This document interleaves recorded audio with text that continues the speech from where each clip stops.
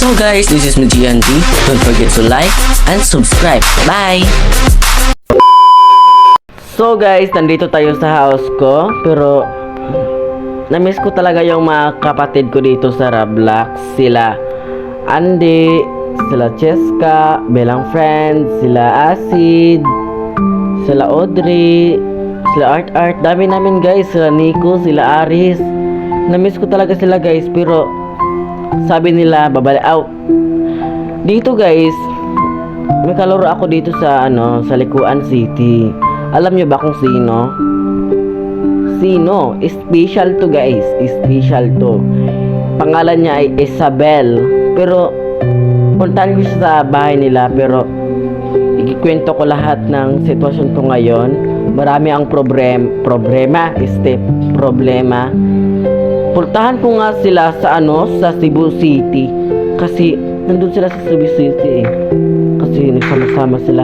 Kasi si Andy, pinapagawa ko ng ng bilang bahay na kaming lahat na titira doon.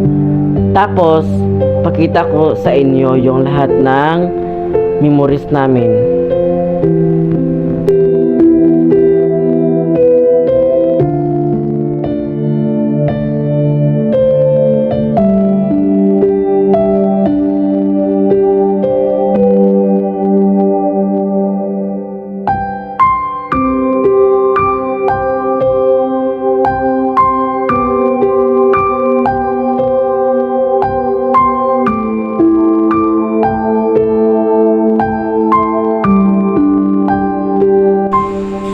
So yun guys, sana ma-appreciate ko talaga yung mga ginawa nila sa akin.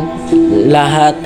Yung noon nagtatawanan kami, pero ngayon layo na sila guys. Malayo na sila. Sasabay kami mag-aaral, syempre kumakain, mag-pray tuwing matutulog. Pero ngayon wala na. Pero puntahan ko na si Isabel doon kung meron siya, kung nandun siya sa sa apartment niyang pinuntahan. About motel ba yun? Motel nga yun, no? Pero mapuntahan ko din.